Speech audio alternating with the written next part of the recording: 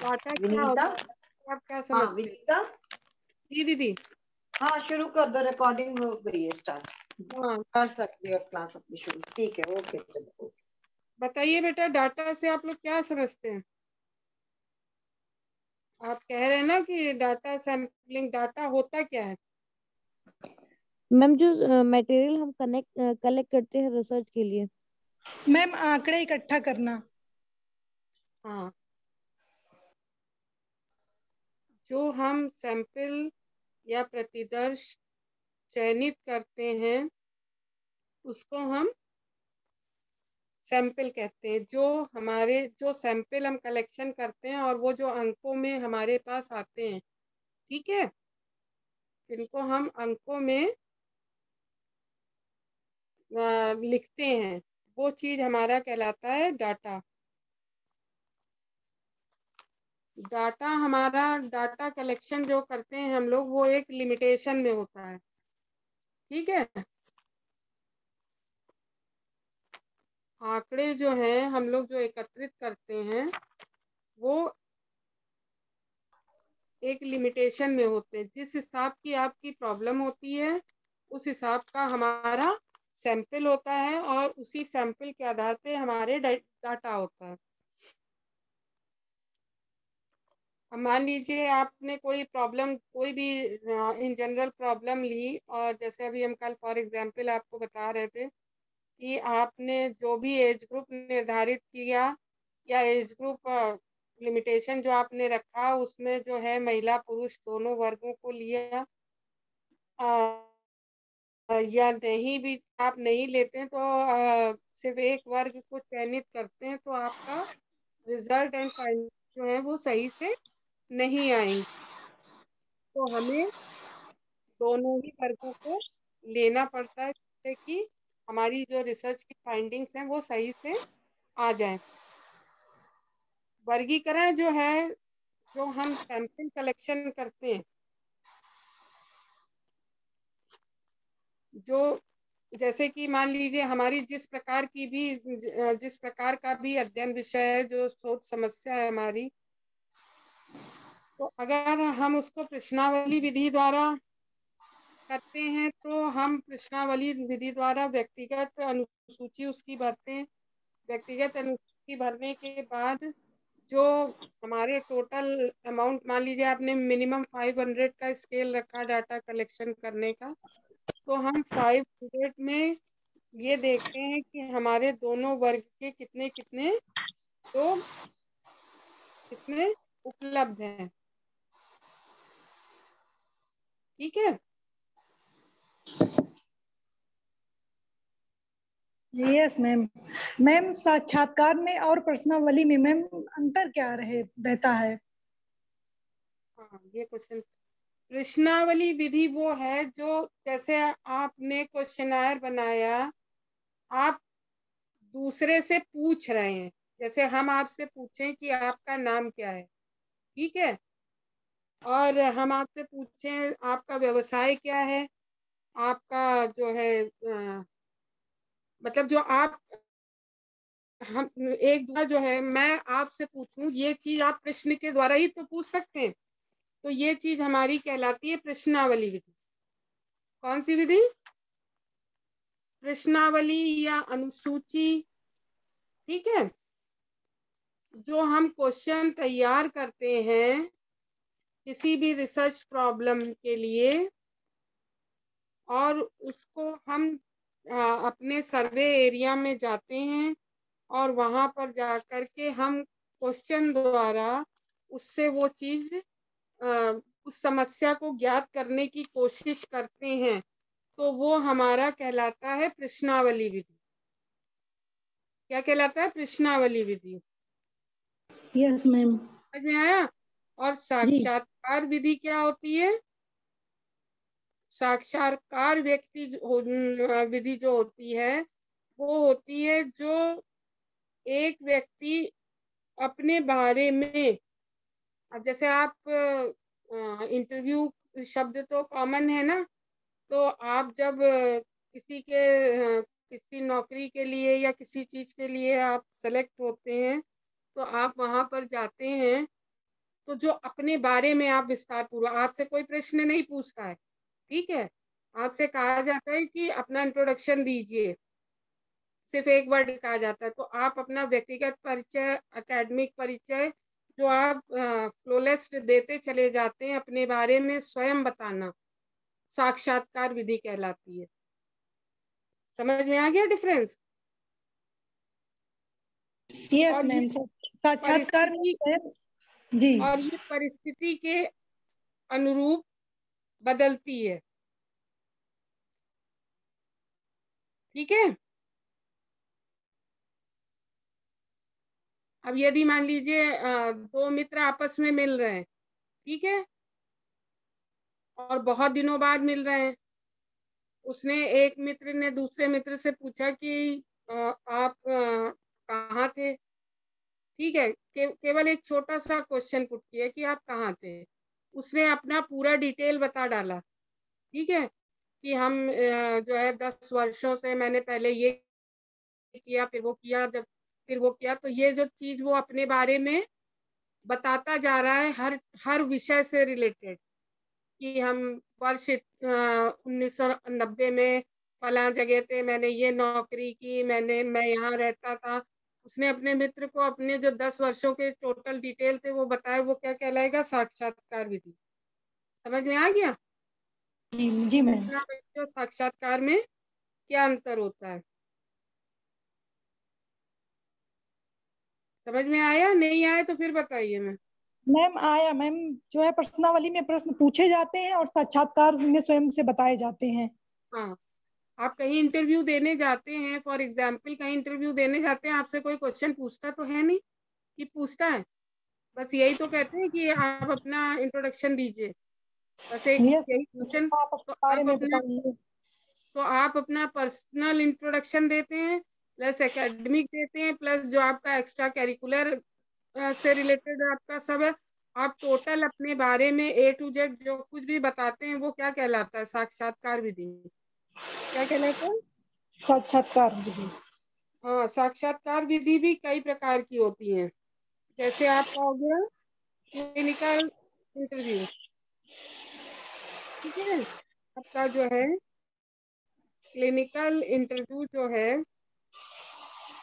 वो आपकी जो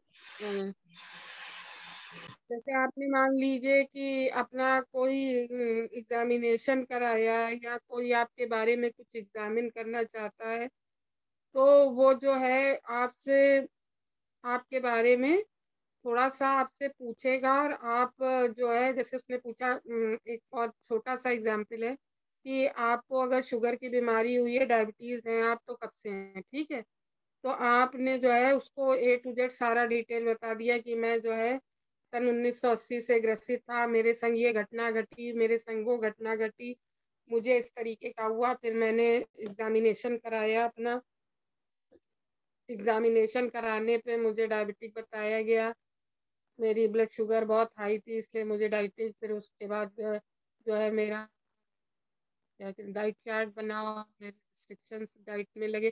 तो ये सब जो डिटेल में उसने अपने बारे में सब कुछ बता दिया डॉक्टर को, वो क्या है? उसका क्लिनिकल एग्जामिनेशन। फिर है आपका इंटरव्यू ऑफ रिसर्च। जैसे कि आपने कोई शोध समस्या ली, उसके बारे में आपने फील्ड स्टडी की, आपने सर्वे किया, आपने वहाँ उस क्षेत्र में जाकर के उस समस्या को बहुत अच्छे से देखा, और उसको देखने के बाद आपने उसके बारे में उसका ब्यौरा तैयार किया। जो चीज़ कल मैंने आपको एक एग्जाम्पल दी थी कि मान लीजिए कोई वहाँ पे किसी फिजिकली या मेंटली या कॉग्निटिव डेवलपमेंट से रिलेटेड कोई किसी को वहाँ पे ज़्यादा से ज़्यादा प्रॉब्लम है, तो आपने वहाँ पे जा कर के उनका संग्रहण किया। जो आंकड़े आपको प्राप्त हुए वो क्या है? शोध साक्षात्कार, रिसर्च ऑफ इंटरव्यू, ठीक है। फिर आपका डायग्नोस्टिक इंटरव्यू। डायग्नोस्टिक इंटरव्यू के तहत आपको जो है मनोवैज्ञानिक रूप से ही ये जो आपका रिसर्च है, साक्षात्कार है, ये मनोवैज्ञानिक रूप से ही देखा जा सकता है इसका चयन जो है मनोवैज्ञानिक समस्या के आधार पर ही होता है, क्योंकि ये मनोविज्ञान से रिलेटेड होता है। और फिर आपका है सिलेक्शन ऑफ इंटरव्यू।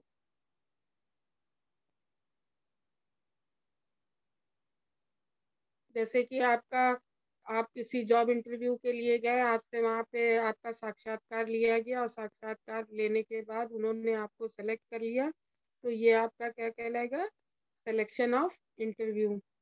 फिर आपका है फोकस्ड इंटरव्यू।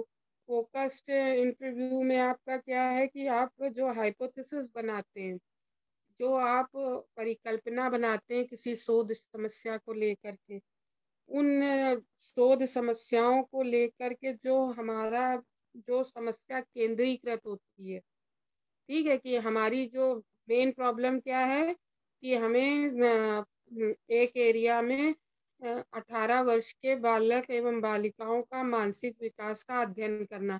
तो हमारी फोकस समस्या क्या हो गई? मानसिक विकास। ठीक है, तो हम टोटली उस पर फोकस करेंगे, लेकिन उस मानसिक विकास से और क्या क्या क्षति उस व्यक्ति को पहुंच रही है, कि शारीरिक क्षति पहुंच रही है या क्रियात्मक क्षति पहुंच रही है। क्रियात्मक यानी कि वो अपना कार्य सही से नहीं कर पा रहा, अपनी क्रियाएं सही से, जो फिजिकली क्रियाएं होती हैं वो सही से नहीं कर पा रहा। तो ये सब चीजें जो हम देखते हैं अगल बगल की, लेकिन जो मुख्य समस्या होती है वो हमारी क्या होती है? केंद्रीय साक्षात्कार। फिर है हमारा संरचित साक्षात्कार, कि हमने जो है मानसिक विकास का इफेक्ट तो देखा ही देखा, लेकिन उससे रिलेटेड और कौन कौन से इफेक्ट हो रहे हैं? फिजिकल हो रहे हैं कि इंटेलिजेंसिया वाले हो रहे हैं, क्या कौन से हो रहे हैं? बौद्धिक क्षति पहुंच रही है कि मानसिक क्षति? तो हमारा मेन रीजन है आपका क्रियात्मक क्षति पहुंच रही। ये सब जो चीजें हम अगल बगल की देखते हैं वो हमारा क्या होता है? संरक्षित साक्षात्कार। समझ में आया आप लोग? और इसके लिए जो है हमारे जो है परिस्थितियां जो है, जो हमारी परिस्थितियां होती हैं साक्षात्कार की विधि के लिए, वो होती हैं अभिगम्यता, यानी कि जो है एसेसिबिलिटी, कि आप जो है आपकी साक्षात्कार की सफलता निर्भर करती है जो सूचनाएं आप प्रेषित करते हैं, सामने वाले को देते हैं अपने बारे में सूचनाएं। वो सूचना जितनी सही होंगी तो वो एसेसिबिलिटी भी, उसकी एसेस करने की क्षमता भी उतनी ही सही होगी। फिर दूसरा आता है हमारा सेकंड रीजन है हमारा संज्ञान। संज्ञान में हम जो है ये देखते हैं कि किस ढंग से, किस तरीके से, किस मेथड से हमने सूचनाएं जो हैं एकत्रित की हैं, और वो कहाँ तक सही है और कहाँ तक उचित है, उससे हमें परिणाम जो है सही रूप से प्राप्त हो रहे हैं, अन्यथा नहीं प्राप्त हो रहे। ये हमारा संज्ञान का हो गया। फिर हमारा है अभिप्रेरणा, यानी मोटिवेशन।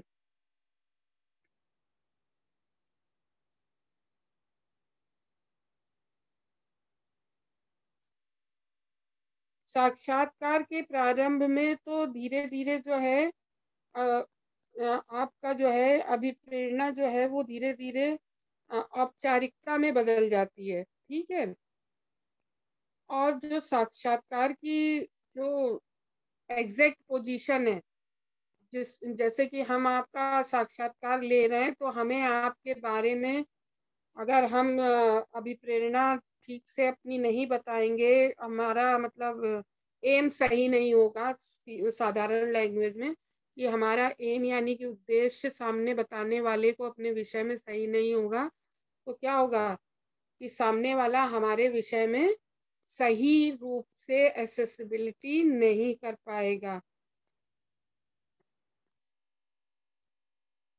और इसको जो है प्रभावित करने वाले जो कारक हैं वो आपके हैं साक्षात्कारता के गुण, जो मतलब आपका इंटरव्यू ले रहा है उसकी क्वालिटीज कैसी हैं, वो आपसे आपके बारे में पूर्ण रूप से जानकारी, एक माइन्यूट सी छोटी से छोटी जानकारी आपके पास से कैसे निकलवाता है, ये उसके गट्स पे निर्भर करता है। इसलिए साक्षात्कार जो इंटरव्यू ले रहा है उसके अंदर ये गुण आवश्यक रूप से होना चाहिए कि वो सामने वाले से साक्षात्कार विधि के द्वारा उसके बारे में पूरी जानकारी प्राप्त कर सके। प्लस सेकंड है आपका क्वालिटी ऑफ इंटरव्यू। आपके इंटरव्यू की क्वालिटी कैसी है। हम आपसे अच्छे अच्छे क्वेश्चन पुटअप करेंगे तभी हम आपका इंटेलिजेंसिया चेक कर पाएंगे कि आप कितने, आपका जो एकेडमिक रिकॉर्ड है वो तो बहुत अच्छा है, लेकिन हम आपका इंटेलिजेंसिया कैसे चेक करेंगे, जब हम आपसे बहुत अच्छे क्वेश्चन जैसे करंट अफेयर से रिलेटेड है या इस सब चीज़ों से फॉर एग्जांपल पूछेंगे कि आपको करंट की क्या जानकारी है, आपको अपने देश के बजट के बारे में क्या जानकारी है, मतलब हर क्राइटेरिया के बारे में उससे जब हम क्वेश्चन पुटअप करेंगे और उसके आंसर पे हमें निर्भर होना पड़ेगा कि वो अच्छे से आंसर दे रहा है तो इसका मतलब उसके अंदर अच्छी क्वालिटीज़ हैं। अगर अच्छे से आंसर नहीं दे रहा है या आंसर ही नहीं दे रहा है तो उसके अंदर क्वालिटीज़ नहीं अच्छी हैं। और फिर हम देखेंगे कि जो अध्ययन की जाने वाली समस्या है उसका स्वरूप कैसा है। आपने जो शोध के लिए समस्या चुनी, अगर वो बहुत वृहत है, बहुत ही ज़्यादा वृहत रूप से है, तो फिर आपकी फाइंडिंग्स सही नहीं आएंगी, क्योंकि अगर एक बहुत बड़ा क्षेत्र है उस समस्या को लेकर के, तो आप एक अकेले रिसर्चर अकेले उस पर रिसर्च नहीं कर पाएंगे, और अगर आप कोशिश भी करेंगे तो जो उसके रिजल्ट हैं, फाइंडिंग्स हैं, वो सही नहीं आएगी। और क्या अभी आपको और समझना है इसमें साक्षात्कार विधि कि कुछ समझ में आया आप मैम आया, हैं? मैम आ गया। समस्या एक छोटी मीडियम साइज की होती है, इसीलिए अगर आप आंकड़े लेते हैं तो 1000, 1500, 2000 तक लेते हैं या मैक्सिमम आप 5000 तक लेते हैं। 5000 भी सैम्पलिंग बहुत बड़ी होती है, तो आपको उसके लिए बहुत ज़्यादा, अगर आपकी फील्ड स्टडी वाली समस्या है जो आपने चुनी है, या आपने ऐसी समस्या जैसे आपने कल बताया बेटी बचाओ बेटी पढ़ाओ वाला समस्या, आप तो आपको इसके आंकड़े एकत्रित करने में या आपको उस एरिया का सर्वे वर्क करने में बहुत ज़्यादा समस्या का सामना करना पड़ता है। फिर वो जितना बड़ा डाटा होता जाएगा उसका एनालिसिस करना भी उतना ही मुश्किल होता जाता है। तो हम लोग क्या, इसीलिए कहा जाता है कि शोध में हम एक लिमिटेशन में डाटा कलेक्शन करते हैं। बहुत बड़ी बहुत बृहद समस्या होती है तो वो उसके लिए हमें गवर्नमेंट इंस्टीट्यूशंस की मदद लेनी पड़ती है। बिना किसी सहायता के इंस्टीट्यूशंस के हम उसके फाइंडिंग्स अच्छे से प्राप्त नहीं कर सकते हैं। और क्या समझना चाहते हैं आप लोग? समझ में आ गया कि प्रश्नावली विधि क्या है और साक्षात्कार विधि क्या है? Yes ma'am. अभी भी डाउट है इसमें? मैम समझ में आ गया। मैम सिनॉप्सिस बनाने के लिए मैम बता दीजिए मैम, कैसे चीजें रहेंगी, कैसे बनेगी? भाई आप लोग टॉपिक भेज नहीं रहे तो मैं कैसे बता दूं, मेरे तो हाथ पैर वो है ना। जब तक आप टॉपिक नहीं भेजोगे, देखिए अब हम आपको पढ़ा रहे हैं, कल भी पढ़ाया आज भी पढ़ाया, कि आपका जो भी आगे की स्ट्रेटजी आप बनाना चाहते हैं, प्रपोजल जो भी आप बनाना चाहते हैं, सिनॉप्सिस जो भी, जब तक आप हमें अपने शोध का टॉपिक नहीं बताएंगे हम उसकी कोई भी स्ट्रेटजी नहीं बता पाएंगे कि आपकी इसमें कैसे क्या बनने, क्या ऑब्जेक्ट रहेगा। जब हम उसका आपका समस्या देखेंगे, उसके ऑब्जेक्ट देखेंगे, उसी के आधार पे आगे क्या करना है आपको हम ये बता पाएंगे। बिना शोध समस्या के हम आपको कुछ भी आगे नहीं बता पाएंगे। सीधी सी बात है, जब तक हमारे सामने आप लोग रिसर्च प्रॉब्लम नहीं रखेंगे कि मैम हमने ये टॉपिक चूज किया, हमने ये टॉपिक चूज किया। देखिए, हर टॉपिक की अपनी लिमिटेशंस होती हैं और अपनी रिक्वायरमेंट होती है। ठीक है, आपके प्रपोजल में क्या रिक्वायरमेंट है, क्या स्ट्रेटेजी प्लान होनी है, ये जब आप हमें टॉपिक बताएंगे तभी तो हम आगे आपको कुछ बता पाएंगे। ऐसे थोड़ी ना कि आपने हमसे कहा मैम बता दीजिए। हमने तो रिसर्च, आपने वहाँ भी पढ़ा, ठीक है, क्लासेस की रिसर्च में जहाँ जहाँ आपको प्रॉब्लम थी वो भी बता दी। अगर आप लोग अपने नहीं बताना चाहते टॉपिक, आप लोग अपने हिसाब से बनाना चाहते हैं तो आप लोग बनाइए। फिर बिना टॉपिक के हम आपको कैसे बता दें आगे, ये बताइए। इन जनरल जो भी हम आपको एग्जाम्पल दे करके बता सकते हैं छोटे छोटे, वो हम एग्जाम्पल दे के, मैंने आपको कल भी बताया था, आज भी बताया। अगर आपका उन एग्जाम्पल से रिलेटेड टॉपिक है तो फिर आप लोग उसको आगे बढ़िए। और अगर आप हमारी हेल्प चाहते हैं तो आप अपना टॉपिक हमको क्लियर कीजिए। टॉपिक के हिसाब से आपका क्या चीज बनेगी, उसके क्या ऑब्जेक्ट होंगे, उसके हिसाब से हम आगे आपको बताएंगे। बिना टॉपिक के हम आपको क्या बता दें कि आप, जब तक आपका हार्ड कॉपी यानी कि लिखित रूप से वो चीज सामने नहीं आएगी तो उसकी पीपीटी भी नहीं बन पाएगी।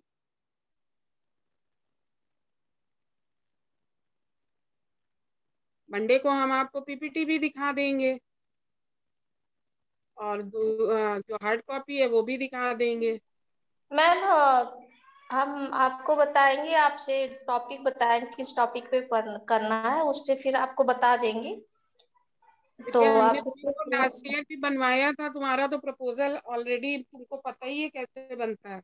हाँ हाँ जी जी। है ना, बिना रिसर्च प्रॉब्लम के कोई चीज आगे बढ़ ही नहीं सकती। जब तक आप हमें टॉपिक नहीं बताओगे तब तक हम आगे आपको कोई एडवाइस नहीं दे सकते। जी जी जी मैडम। बिना मतलब आप हमारी एडवाइस चाहते हैं या किसी भी मैम की एडवाइस चाहते हैं तो जब तक आप अपना रिसर्च का टॉपिक उनको नहीं बताएंगे तब तक कोई भी मैम आपको नहीं बता पाएंगी आगे। चार टॉपिक चूज करिए, उसमें से जो सेलेक्ट जिसमें आपके ऑब्जेक्ट सही से बनेंगे वही आपका प्रपोजल बन जाए। दो तीन टॉपिक चूज कीजिए। ऐसे हम आपको कैसे बता दें, जो आप हमसे पूछना चाहते हैं वो हम आपको कैसे बताएंगे, ये बताइए। जब तक आप हमें नहीं बताएंगे कि मैम हम इस टॉपिक को लेकर के काम करना चाहते हैं, तभी तो हम उसमें बताएंगे कि आप उसका इंट्रोडक्शन कैसे लिखिए, आप उसकी परिकल्पना कैसे बनाइए, आप उसका उद्देश्य कैसे। और जब तक उद्देश्य नहीं बनेगा तब तक आगे की रिसर्च फॉलो अप नहीं हो सकती। आगे की रिसर्च करने के लिए हमें सबसे पहले उस शोध समस्या के उद्देश्य को निर्धारित करना पड़ेगा कि हम उस शोध में क्या क्या चीजें देखना चाहते हैं, क्या क्या हम उसमें जो है करना चाहते हैं, जिससे कि हमारे परिणाम और विवेचना हमारी सही से आए। दीदी आप बताइए, क्या मैं गलत कह रही हूँ? बिना टॉपिक के कैसे इन लोगों को बता दें? अर्चना दी,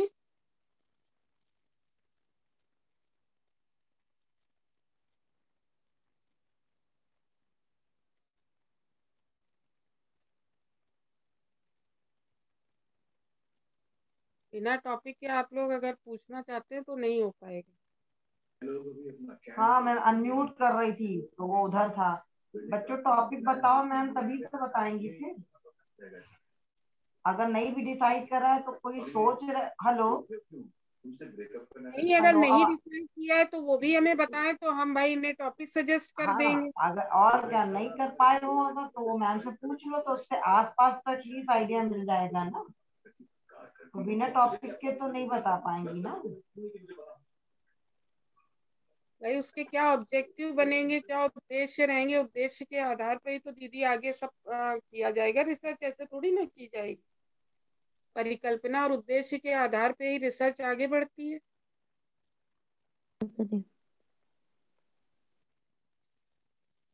आप लोगों ने टॉपिक अपना ले रखा है कि नहीं निकाल रखा है, ये बताइए। सही मैम है? अभी टॉपिक चूज नहीं किया है मैम, उसमें बहुत कंफ्यूजन है फूड एंड न्यूट्रिशन के उसमें मैम क्या क्या करें, इसलिए मैम उस दिन मैंने आपसे कल बोला था।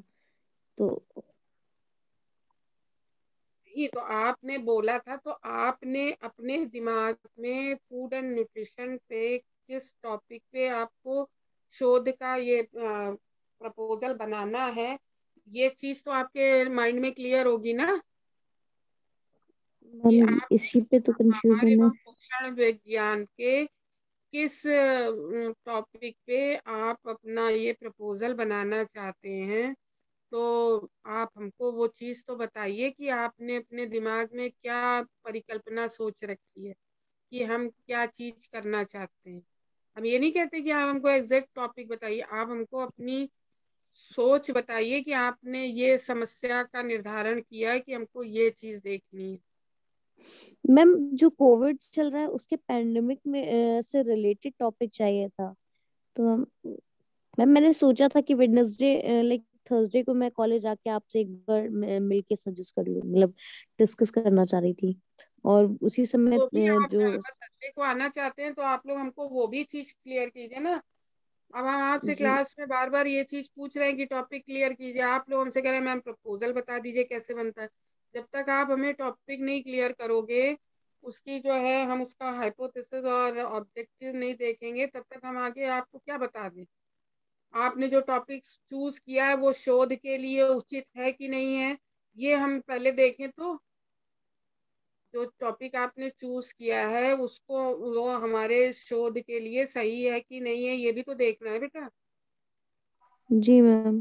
कि आप कोई कोई भी आप पेंडेमिक पे आप लेना चाहते हैं, तो आप ये देखिए ना कि पेंडेमिक पे क्या इफेक्ट पड़ा बच्चों के आहार पे। ठीक है, उससे उनका शारीरिक और मानसिक विकास क्या प्रभावित हुआ, ये देखिए। भाई बच्चे सारा टाइम ना स्कूल गए ना घर के बाहर निकले, और जो सबके पास लिमिटेशन पे घर पे खाने की चीजें उपलब्ध थी उन्हीं से सब मदर ने और गार्जियंस ने बना बना के उनको तरह तरह के रेसिपीज खिलाए, और उससे उनके जो है मानसिक स्तर पे और शारीरिक स्तर पे क्या प्रभाव पड़ा, ये देखिए। आप पेंडेमिक पे बनाना चाहते हैं, चाहे आप मतलब 18 ईयर एज ग्रुप ले लीजिए, चाहे बड़ों का ले लीजिए,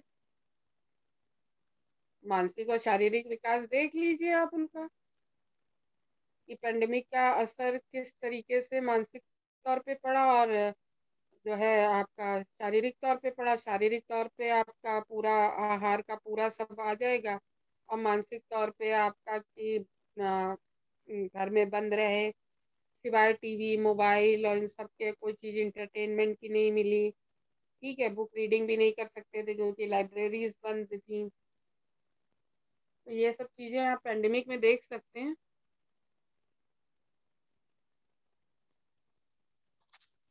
और लोग अपना टॉपिक क्लियर करें। मैडम पिछला वाला टॉपिक चल जाएगा इस बार? हाँ, लेकिन उसमें करेक्शन बहुत है। अच्छा एक दिन किसी दिन छुट्टी लेके आओ कॉलेज, तो बनवा दें, तुम्हारा सही करवा दें। ठीक ठीक ठीक मैडम। करेक्शन हो जाएगा उसी में, उसी को ठीक करके उसी की पीपीटी बनवा लेना। टॉपिक तुम्हारा अच्छा था ही।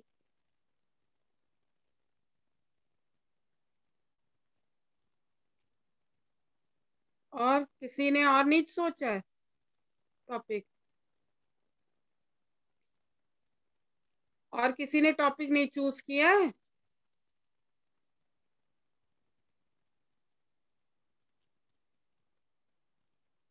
पूनम, तुमने टॉपिक नहीं चूज किया है? अभी नहीं मैम। क्यों? प्रपोजल तो तुम लोग बता रहे हो कि फरवरी लास्ट में जो है जमा करना है। जी मैम, वो हम आपको फोन करेंगे मैम, बताएंगे समस्या अपनी। तुम समस्या तो बताना ही बताना, साथ में तुम्हारे दिमाग में कोई टॉपिक हो तो वो भी बताना। जी जी जी मैम, जी मैम। उसी को अगर सही नहीं होगा तो मॉडिफाई करके सही करके बता दूँ। जी जी जी। और कंचन जी, आपने कोई टॉपिक नहीं सोचा है?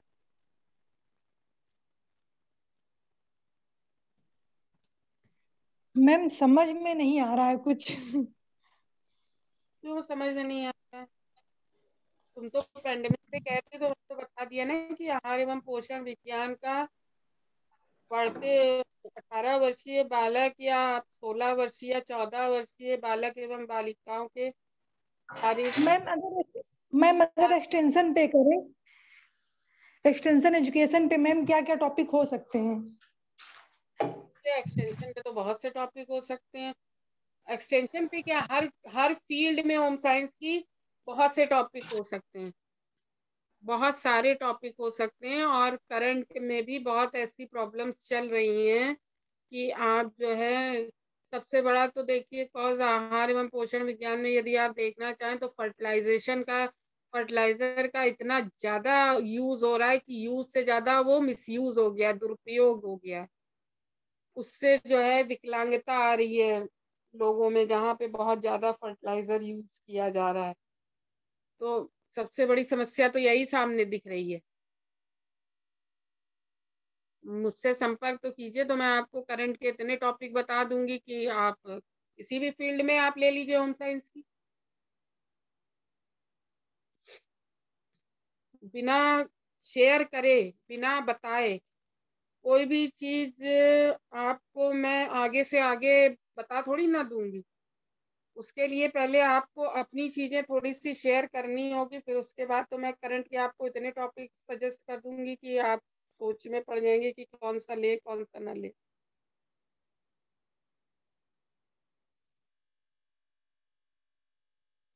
आप देखिए वाटर से रिलेटेड इतनी प्रॉब्लम्स आ रही हैं, पढ़िए, आप नेट पे सर्च करिए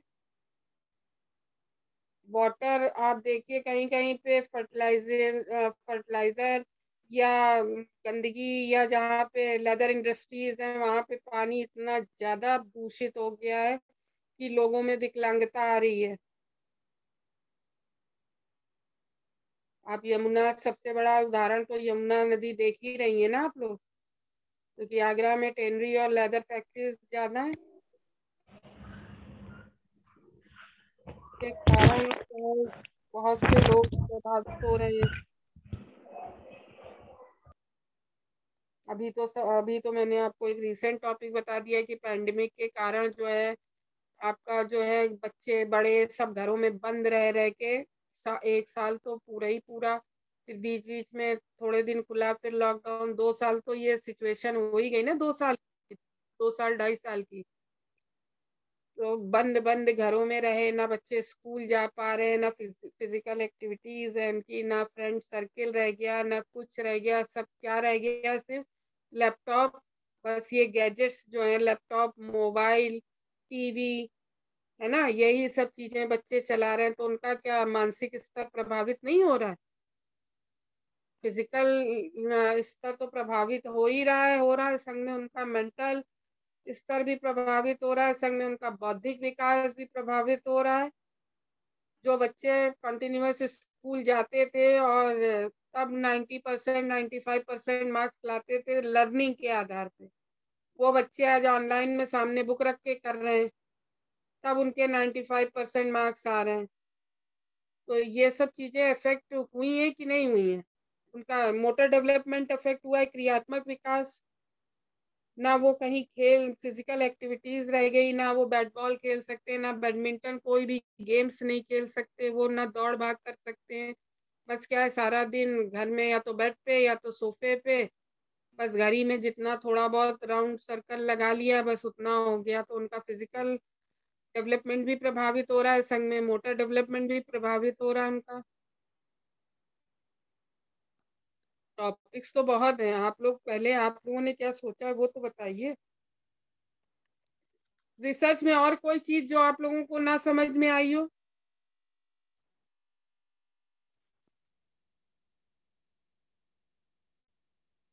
आज आपकी रिसर्च की आखिरी डिस्कशन वाली क्लास है, आप लोगों को जो ना समझ में आ रहा हो फटाफट पूछ लीजिए।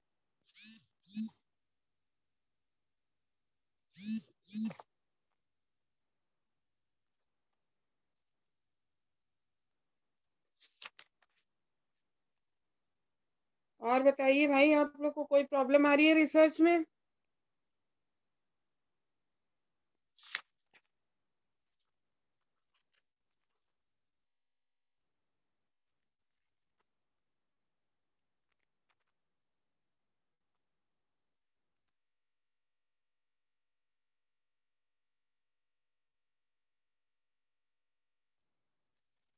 बोलिए बच्चों,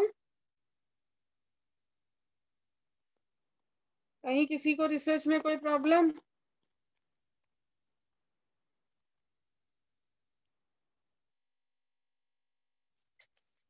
कोई बोल नहीं रहा, सबको सारी प्रॉब्लम सॉर्ट आउट हो गई सबकी?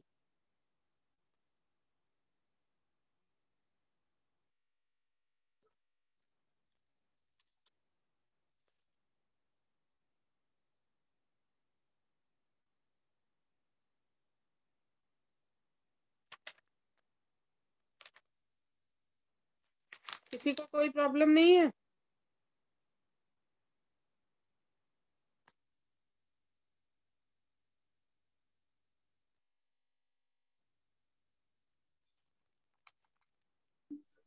बच्चों बोलो, बोलोगे नहीं तो फिर क्या, फिर पता चलेगा उनको। फिर बाद में आप लोग कहेंगे कि मैम हमको रिसर्च में ये चीज नहीं समझ में आई, ये चीज समझ में आई। जैसे आपको निकलना 10 मिनट कॉल कर देना तुम, क्या तो हम बगल में भाई थे।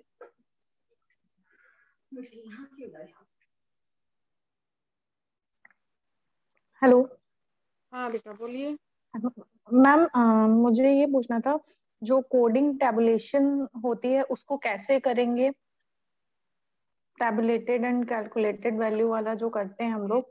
टेबुलेशन जो आप करेंगे, जैसे कि कल भी मैंने आपको बताया था, टेबुलेशन का एक छोटा सा एग्जाम्पल दिया था कि आप जो है, आपने जो है डाटा कलेक्शन किया, कहीं पे भी आप सर्वे फील्ड वर्क, अगर आपने आपकी स्टडी फील्ड से रिलेटेड है तो आप जैसे कहीं सर्वे वर्क करने गए और आपने एक अपना एज क्राइटेरिया रखा हुआ है कि हमें 12 वर्ष से 18 वर्ष तक के बालक एवं बालिकाओं का अध्ययन करना है, तो हमने आपको जी कल एक छोटा सा एग्जाम्पल दिया था कि आपका एक कॉलम जैसे बनेगा 12 वर्ष का, फिर दूसरा 13, जी 14, 15, 16। ठीक है, तो जो 12 वर्ष का कॉलम बनेगा उसमें भी 2 कॉलम हो जाएंगे, मेल एंड फीमेल, बालक एवं बालिका। ठीक है, जी तो ये सब जी इस तरीके से आपका टेबुलेशन होता है। और अगर ये तो मैंने एक छोटा सा, मतलब आपका एक फिजिकल, एक छोटा सा, और जैसा आपका समस्या होती है, जिस तरह का समस्या का निर्धारण होता है आपका कि आप क्या क्या चीजें देख रहे हैं उसमें, तो आप उसी हिसाब से उसको उतने ही पार्टों में विभाजित करते चले जाते हैं। और फिर हम उसका अगर हमारा 500 तक के डाटा में है, तो हम उसमें मीन निकाल सकते हैं, उसका मीन निकाल करके, और फिर आगे की जैसा हमारे उद्देश्य कहते हैं रिसर्च के आधार पर कि हमको और क्या चीजें उद्देश्य के आधार पर देखनी, तो हम उसमें उस चीजों को विभाजित करते जाते हैं और उनको देखते जाते हैं।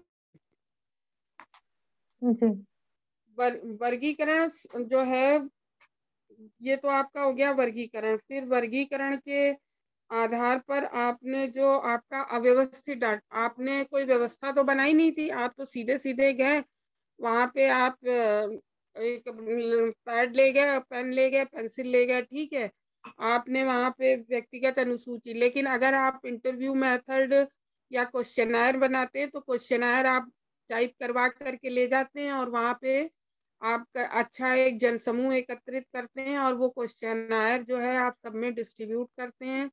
और आप यदि पढ़े लिखा वर्ग है तो, और आपने उनको डिस्ट्रीब्यूशन कर दिया और उसके बाद कहा कि हम आपको इसके लिए 15 मिनट्स का टाइम देते हैं और आप इसको मुझे भर के सबमिट कर दीजिए, या जैसे आपका जितना बड़ा क्वेश्चनायर है, आपका 15 मिनट है या आधा घंटा या 1 घंटा, या आप जैसे किसी इंस्टीट्यूशन में गए, आपने एक दिन सारे लोगों को वो चीज़ डिस्ट्रीब्यूट कर दी और आपसे उनसे कहा कि हम नेक्स्ट डे आकर के इसी टाइम पे कलेक्ट कर लेंगे। ठीक है, तो ये आपके डिपेंड ऑन क्वेश्चनायर करता है और डिपेंड ऑन क्वेश्चन वही है, जैसे कि आपकी जो समस्या है, समस्या में हम क्या क्या चीजें देख रहे हैं उस हिसाब से हमारा क्वेश्चनायर भी बनेगा।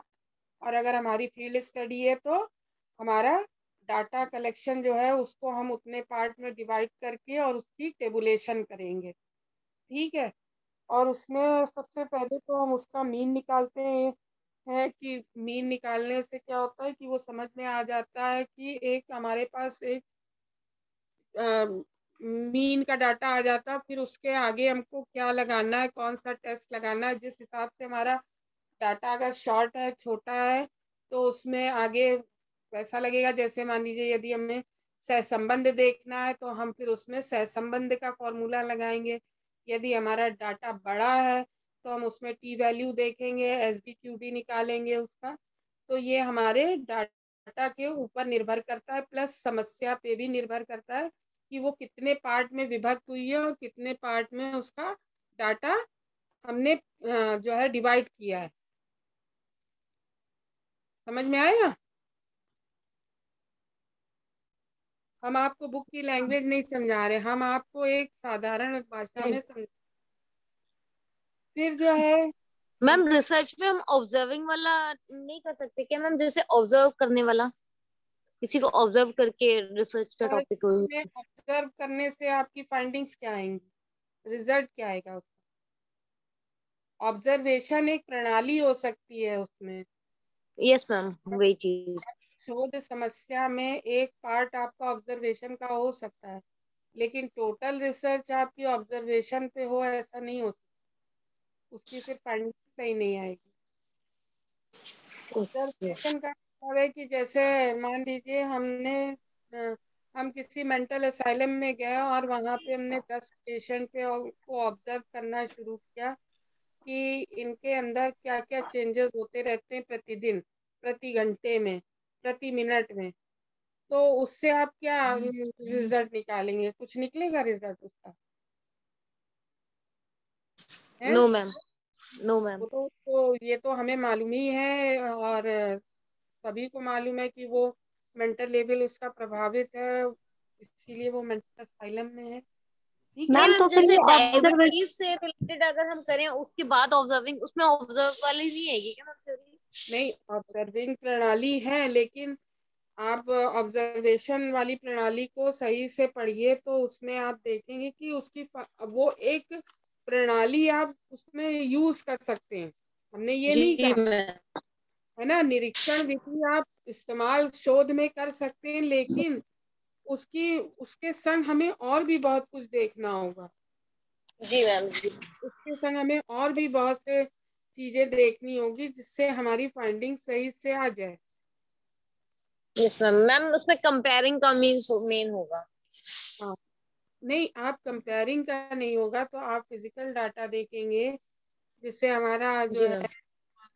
चीजें हमारी क्लियर। अब जैसे आपने कहा पेंडेमिक पे लेना है, तो जैसे हमने आपको सजेस्ट किया कि पेंडेमिक पे आप फिजिकल एंड मेंटल डेवलपमेंट देख सकते हो।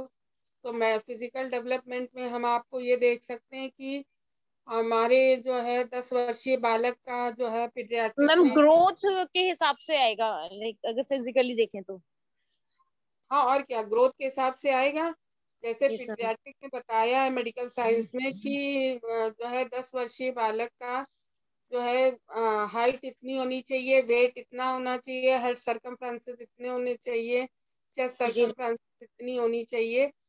तो अगर पेंडेमिक में बच्चा 2 साल तक घर में बंद है तो इसका मतलब उसकी ग्रोथ या तो ओवर ग्रोथ है।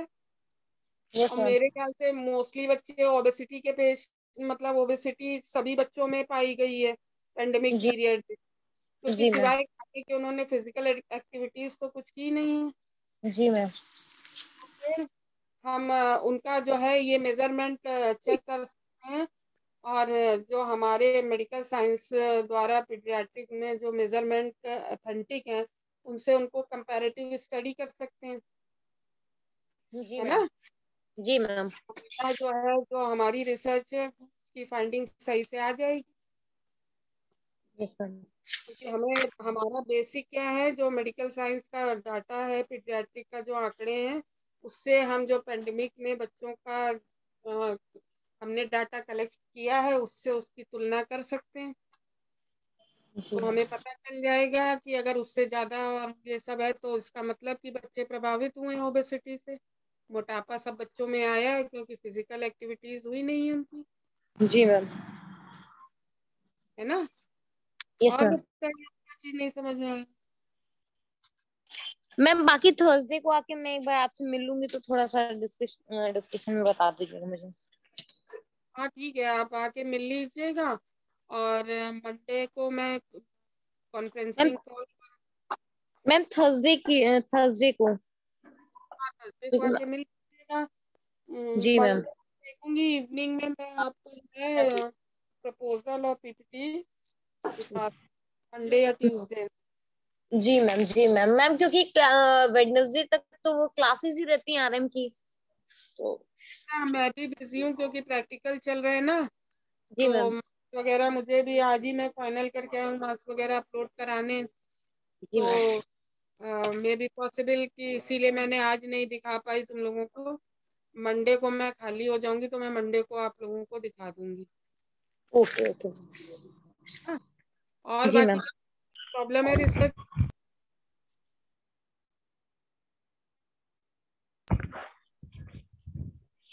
और किसी को कोई प्रॉब्लम रिसर्च में?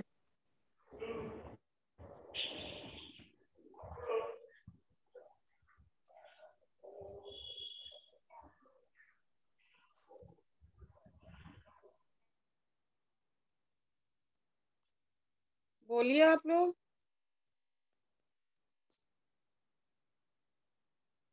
बताइए आप लोगों को और कोई प्रॉब्लम है?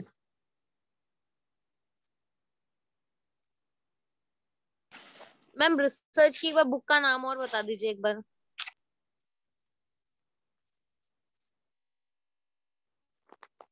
Doctor DN Shrivastava. Okay, thank you ma'am. Doctor DN Shrivastava. और स्टैटिकल पोर्शन के लिए जब आप लोगों को आगे चल के इसमें रिसर्च में जरूरत पड़ेगी, अभी तो प्रपोजल बनाना है तो उसके लिए आपकी DN श्रीवास्तव सही है। बाकी आगे चल के तो आपको स्टैटिकल पोर्शन देखना पड़ेगा, तो वो डॉक्टर SRS चंदेल की बुक है, वो बहुत अच्छी है।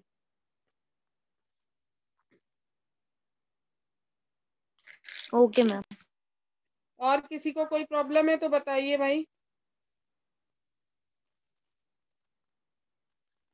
हाइपोथेसिस समझ में आ गया क्या होती है?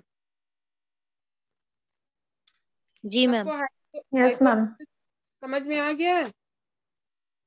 और उद्देश्य की समस्या से संबंधित उद्देश्य कैसे बनाए जाते हैं, ये सबको समझ में आ गया है? इस समस्या से हम उद्देश्य कैसे बना सकते हैं, सबको समझ में आ गया है? मैम एक और बार समझा दीजिए।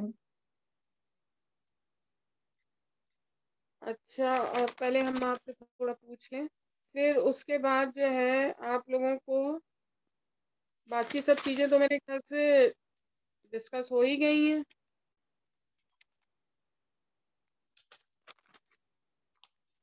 बाकी जब आप आगे चल के रिसर्च करेंगे तो आपका, तब आप पढ़ेंगे कि सहसंबंध क्या चीज होती है, और सहसंबंध कैसे अभी तो आप लोगों ने पढ़ा होगा ना कि मीन कैसे निकालते हैं, मीडियन कैसे निकालते हैं, मोड कैसे निकालते हैं, क्लास इंटरवल क्या होता है, थोड़ा बहुत तो पढ़ा होगा सभी ने MA में। Yes ma'am. Yes ma'am. तो प्रपोजल बनाने के लिए आप लोगों का इतना चीज बहुत है। आगे जब आपकी ऑनगोइंग आप रिसर्च करेंगे तब आपको correlation, T test, T value, और आपका SD क्या होता है, QD क्या होता है, जहाँ हमारा डाटा बड़ा होता चला जाता है तब फिर मीन मीडियन मोड नहीं लगता। मैम इससे आपके मैम सही मेन मीडियन मोड जो है एक बार एक्सप्लेन कर देंगे? अगर जैसे हम लोग को प्रपोजल भी बनाना है तो उसमें उसको किस तरीके से करेंगे, ये थोड़ा सा बता दीजिए। ये आपको कुछ नहीं करना प्रपोजल में। प्रपोजल में आप बताएंगे, सिर्फ ये बताएंगे कि अगर हमें अपने रिसर्च की फाइंडिंग्स चाहिए, रिजल्ट अच्छे चाहिए, ठीक है, तो हम कौन सा फॉर्मूला इस्तेमाल करेंगे, सिर्फ आपको फॉर्मूला देना है उसमें। समझ गए? Yes ma'am. फॉर्मूला देना है और उसके बारे में थोड़ा सा लिखना है कि मीन क्या होता है, उसको कैसे निकाला जाता है। जब आप जी। आगे रिसर्च, जब आपके यस सुपरवाइजर मैम।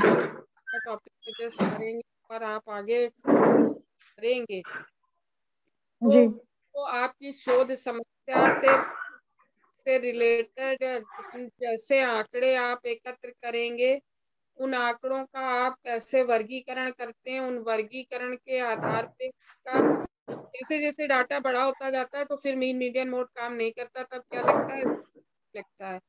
और अगर वहां पे एक समस्या से दूसरी समस्या जुड़ी हुई होती है तो फिर वहां पे क्या लगता है, सहसंबंध लगता है। तो ये चीजें जो है ये आपको आगे जब ऑनगोइंग रिसर्च होगी आपकी तब होगी, तब आपके सुपरवाइजर्स आपको बताएंगे कि आपको क्या करना है। जी। और मैम जो टी टेस्ट अभी एफ सिर्फ टेस्ट होते हैं आपको ये किस? अभी सिर्फ आपको ऑन द पेपर बताना है कि हम किस मेथड को यूज करके और इस समस्या का रिजल्ट क्या है, समझ गए।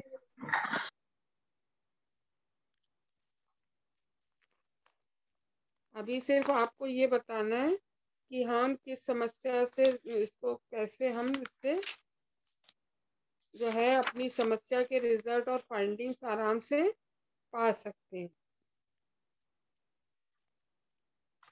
जैसे जैसे डाटा बड़ा होता जाता है वैसे वैसे हमारे बड़े फॉर्मूले लगते हैं, उसमें फिर छोटे फॉर्मूले काम नहीं करते, क्योंकि अगर हम छोटे फॉर्मूले से उसको देखेंगे तो हमारे जो परिणाम है वो सही नहीं आएंगे। और बताइए और क्या पूछना है।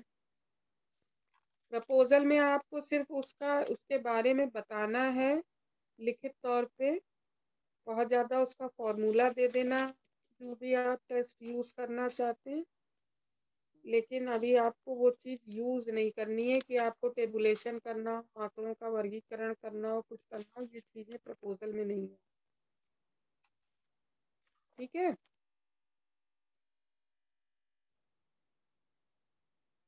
और बताइए, और किसी को किसी चीज़ में प्रॉब्लम, और किसी को किसी चीज़ में प्रॉब्लम है।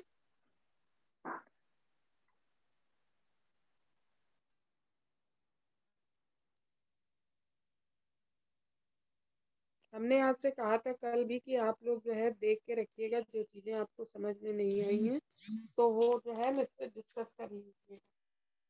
आप लोग कुछ बता ही नहीं पा रहे।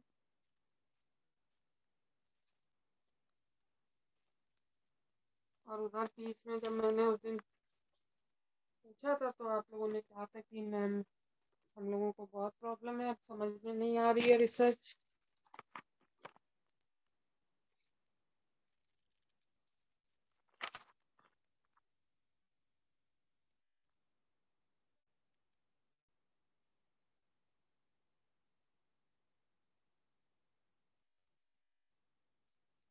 Computer software and data analysis reporting समझ में आ गई आप लोगों को?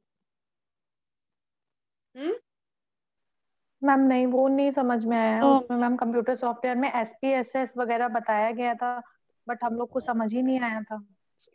अब हम पूछ रहे हैं तब तुम लोग बता रहे हो, इतनी देर से पूछ रहे हैं तो तुम लोग बता ही नहीं पा रहे हो कि क्या दिक्कत हो रही है तुम लोग को।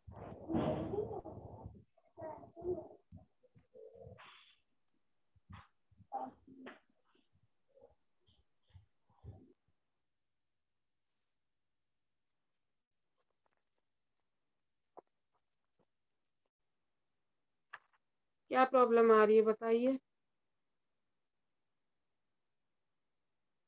क्या चीज नहीं समझ में आई आप लोग ये तो बताइए।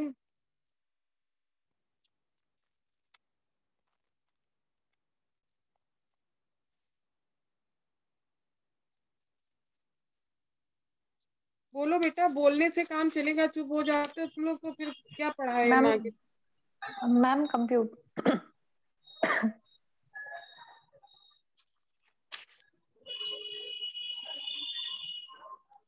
मैम ये बताइए कि जैसे रिसर्च प्रपोजल हम लोग को बनाना हो तो हम लोग को रिसर्च आर्टिकल पढ़ना होगा, तो हम लोग को किस सॉफ्टवेयर को यूज करना पड़ेगा उसके लिए, कि क्या चीज डालें जो हम लोग को, कौन सा जनरल पढ़ना पड़ेगा, कौन से रिसर्च पेपर इस हिसाब से करने पड़ेंगे कि हम अपना टॉपिक सेलेक्ट कर सकते हैं।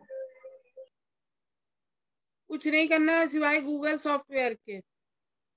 जब आप गूगल सॉफ्टवेयर पे अपना टॉपिक डालेंगे गूगल पे तो जो है आपको वो सारे जनरल्स उस पे जितनी भी अगर रिसर्च हुई होगी तो वो सारे जनरल्स खोल के दे देगा, वो सारी फाइंडिंग्स और सारे रिजल्ट्स, और किस किस ने कहाँ कहाँ किस ईयर में उस पे रिसर्च किए, वो टोटल उस पे पूरा खुल के आ जाएगा।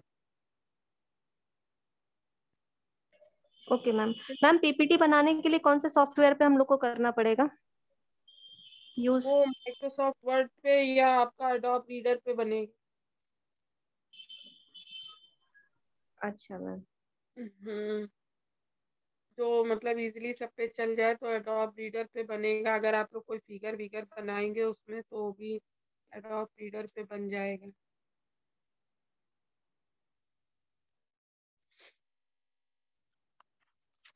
आपका सबसे बेस्ट ऑप्शन है गूगल। गूगल पे आप डालिए, वो कहीं पे भी किसी भी जगह का जनरल होगा कुछ होगा वो सारा खोल के दे देगा।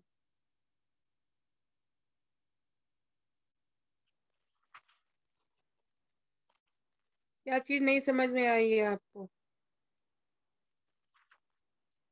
कंप्यूटर से रिलेटेड क्या चीज नहीं समझ में आई है?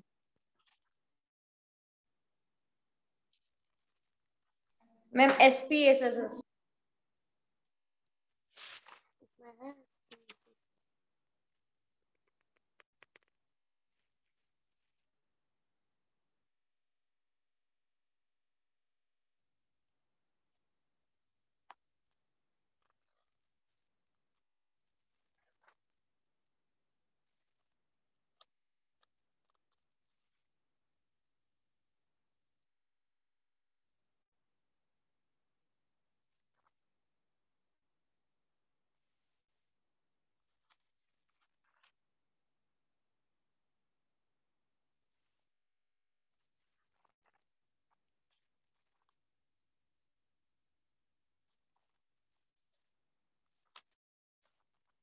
SPSS।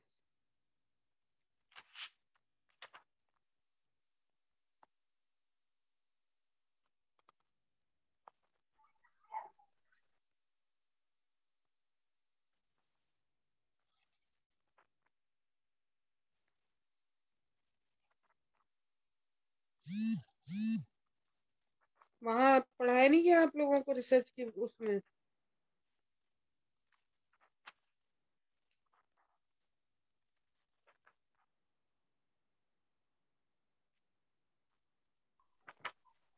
मैम पढ़ाया गया था बट हम लोग को समझ में नहीं आया था।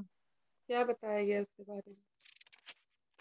मैम उसमें डेटा वगैरह कैसे एंटर एंटर करते हैं उसका एनालिसिस वगैरह का बताया गया था, बट हम लोग को कुछ भी नहीं समझ में आया था उसमें।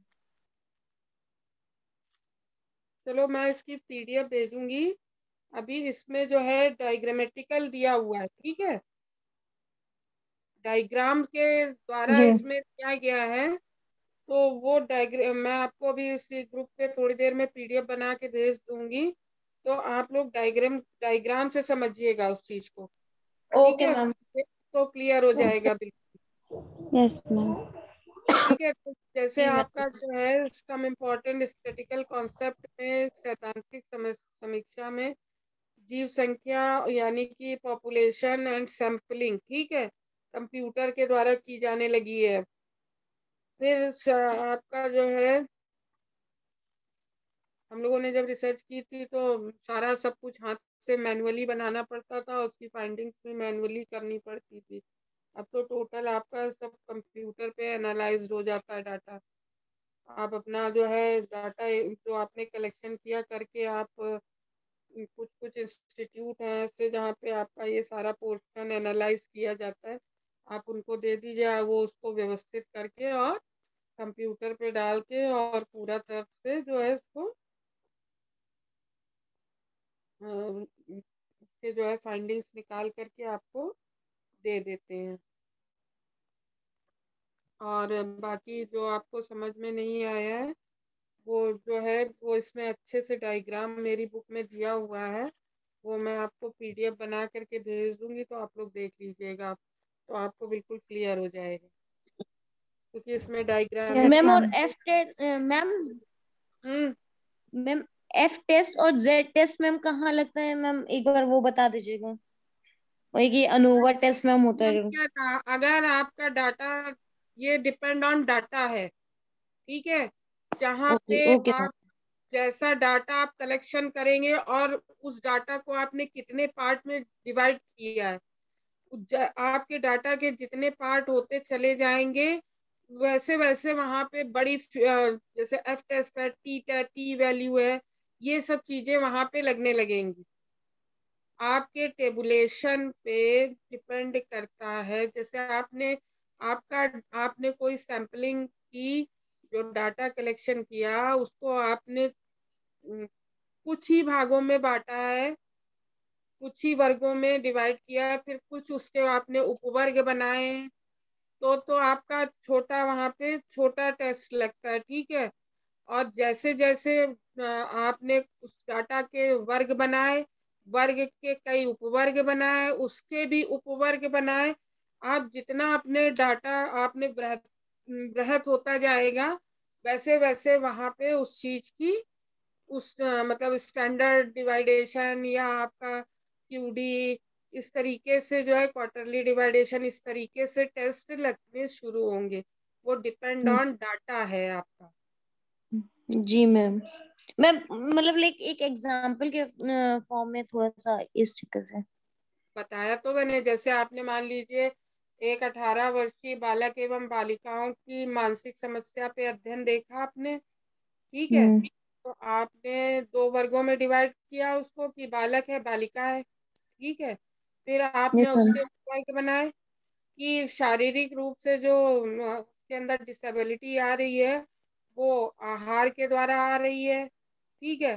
फिर आहार में किस क्या चीज उसको मतलब जो है अफेक्ट कर रही है। फिर आपने देखा पानी, पानी में फिर आपने देखा क्लाइमेट, कि वातावरण तो नहीं है, हो सकता है वातावरण के दूषित होने के कारण हो रहा हो। फिर आपने देखा, मतलब जितने भागों में आप उसको डिवाइड करते चले जाएंगे, वो डाटा जी आपका मैम। बृहद रूप लेता चला जाएगा।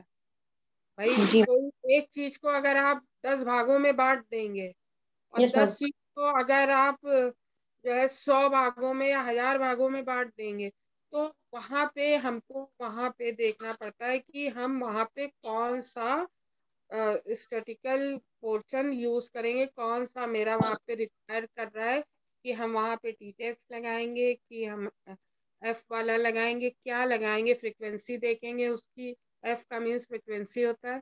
फ्रीक्वेंसी देखेंगे, क्या देखेंगे कि हमारा जो है, हमारी जो रिसर्च की फाइंडिंग्स है वो बिल्कुल क्लियर और एग्जैक्ट आ जाए।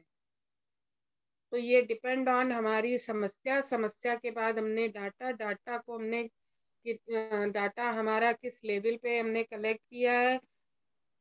अगर 1000 के ऊपर का सैंपल है, तो फिर हमारे उसमें उस तरीके से फिर वो कितने वर्गों में, कितने उपवर्गों में विभाजित है, तो उस तरीके से वहां पे जो है हम अपना इसका सांख्यिकी का प्रयोग करते हैं। हम ऐसे मतलब अगर आप कहें या मैं कहूँ कि ये समस्या है, तो हम इसमें जो है एफ टेस्ट लगा लेंगे, फ्रीक्वेंसी देख लेंगे, एस डी निकाल लेंगे, क्यूडी निकाल लेंगे। तो ये बोलने वाली बातें नहीं होती। हमारी शोध की जो समस्या होती है, उसके जो ऑब्जेक्ट होते हैं, उसके आधार पे हमारा डाटा हमने कितने पार्ट में विभाजित किया, तो हमें वहाँ पे कौन सा सांख्यिकी फॉर्मूला इस्तेमाल करना होगा, जिससे कि हमारी रिसर्च की फाइंडिंग्स बिल्कुल एग्जैक्ट आए। समझ गए ये बात? जी मैम। और बताइए, और किसी को क्या नहीं समझ में आया? मैडम साक्षात्कार मैम कितने प्रकार, अभी आप बता रही थी हम भूल गए, साक्षात्कार कितने प्रकार का होता है मैडम, थोड़ा बता दीजिए, हम लिख रहे थे। साक्षात्कार के प्रकार लिखवा दें आपको?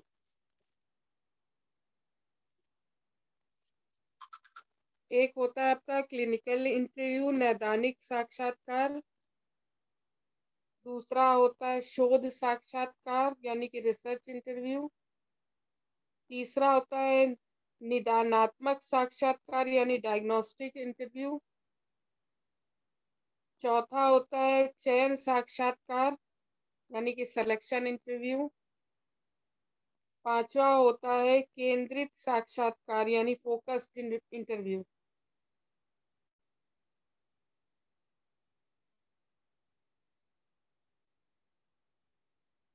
लिख लिया आपने? विद्या जी लिख लिया आपने? लिख लिया मैडम, लिख लिया, लिख लिया। और कुछ किसी लिख को लिया। पूछना?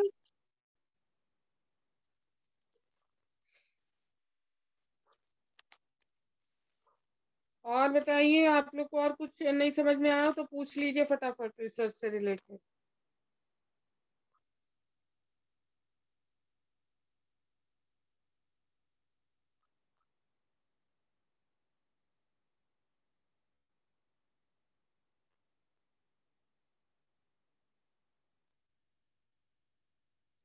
और सबको रिसर्च क्लियर है फंडा?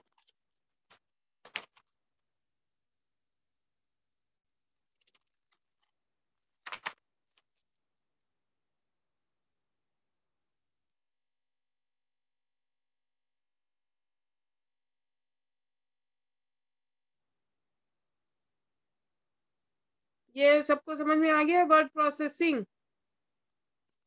है, वर्ड प्रोसेसिंग सबको समझ में आ गई है?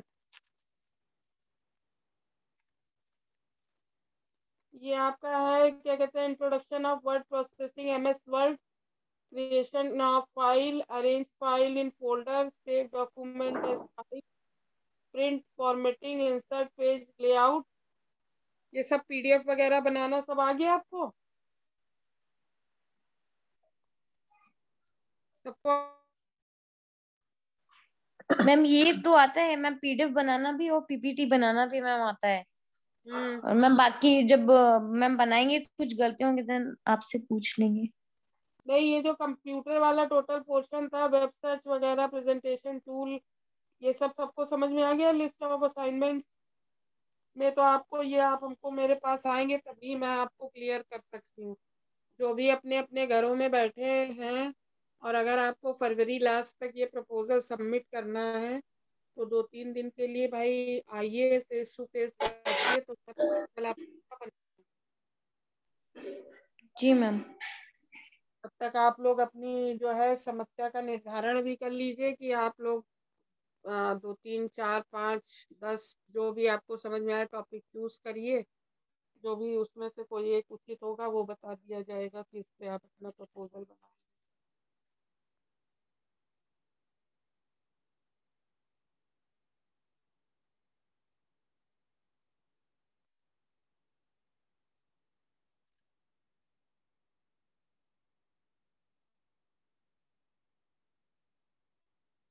और किसी को कोई प्रॉब्लम है? No ma'am. अब रिसर्च में कोई दिक्कत तो नहीं आएगी किसी को? मैम अगर आगे वर्क करेंगे नहीं समझ में आएगा तो आपसे कॉलेज में आएंगे तब पूछ लेंगे। हाँ, वो तो मैं बताने के लिए बैठी हूँ, कोई मैम बाई कॉलिंग या फिर कॉलेज में आके ही पूछ लेंगे ये चीज। ठीक है।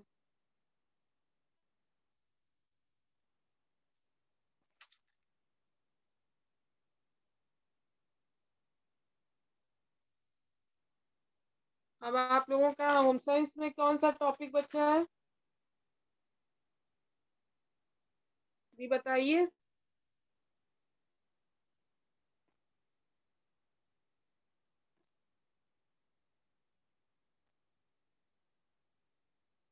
मैम ऑलमोस्ट कंप्लीट ही है, बट एक दो बचे हैं मैम, वो देख के मैं टेक्सटाइल बता। का रह गया ना पोर्शन आप लोगों का, 2-3 चैप्टर जी मैम।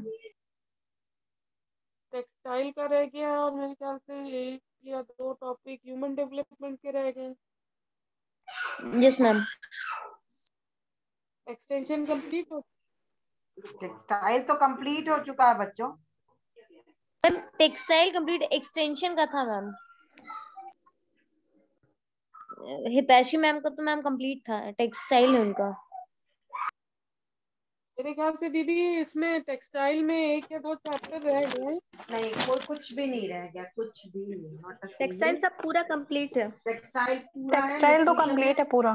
न्यूट्रिशन में बस न्यूट्रिशन ड्यूरिंग लाइफ साइकिल का थोड़ा सा पोर्शन रह गया है, भारती का, सीडी का, और एक जो है उसमें बस रह गया मैनेजमेंट का शुरुआत का इंट्रोडक्शन बस, और सीडी का कुछ पोर्शन है, वो सब अब लाइन अप है सीडी बस का अब तो मैंने कंप्लीट। मतलब बोला था कि issue regarding development during different stage of life cycle development assessment in children, ये वाला तो किसमें? मैंने बोला था आपको पढ़ाने के लिए नहीं, ना, ये आपके तो पास पहले तो ही हो चुका है बेटा। कौन हो सा? चुका है। हाँ, ये सब तो शुरू में ही हो चुके हैं ना। अच्छा असेसमेंट एक बनारस की आई थी मैम, उन्होंने भी बनाया था। तो ये सब अब सिर्फ सीडी का थोड़ा पोर्शन है, वो भी लाइंड अप है, क्योंकि अभी तो ये आ गया था कि सुपरवाइजर्स का ये हो रहा था। पहले 10 क्लासेस, तो अभी 5 ही क्लास हुए थे। तो बस अब उसका ही एक भारती का रह गया है थोड़ा सा, यही न्यूट्रिशन ड्यूरिंग, उसपे बस एडोलेसेंट नहीं, शायद मेरे ख्याल से एडल्ट्स रह गया है बस। और उधर बाहर इटैची का जरा सा एक्सटेंशन का रह गया है, सीडी का थोड़ा पोर्शन रह गया है, और एक उसका एक मैनेजमेंट का, बाकी मैक्सिमम खत्म ही है। अच्छा।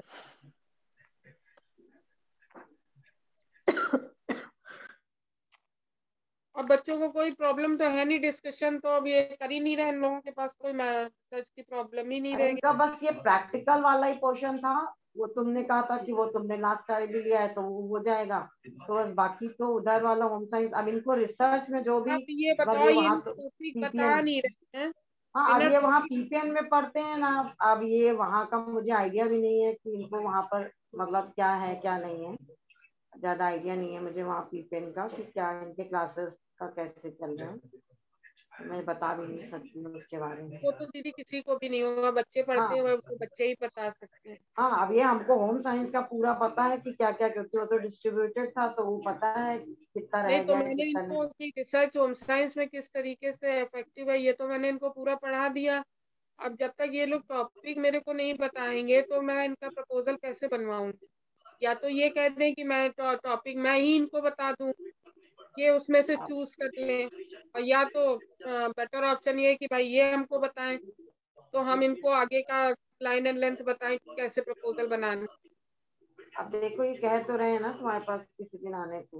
और देखिए इन्होंने कहा तो है, कुछ एक दो बच्चों ने कि थर्सडे को आ जाएंगे। हाँ तो फिर थर्सडे को ही आके पूछेंगे, जिसको दिक्कत होगी, जिसको नहीं है मैंने इसका तो यहाँ मतलब तक कि कहा था उसकी कि सब। भाई तुम लोग में मत डालो अपना टॉपिक, कि तुम लोग को ये लगे कि कोई मेरा टॉपिक यूज कर लेगा, तो भाई पर्सनल व्हाट्सएप पे करके बता दो, तो ये लोग को वो भी बता रहे हैं। अभी तो इन लोग को बोला तो जा रहा है, ये आएंगे तुम्हारे पास तो फिर डिस्कस करेंगे तुम्हारे पास। भाई आए या तो आके बताएं, या तो हमें टॉपिक बता दें तो हम आगे की इनको स्ट्रेटेजी प्लान करके बता दें कि भाई ये करना है तुमको, कर दो भाई।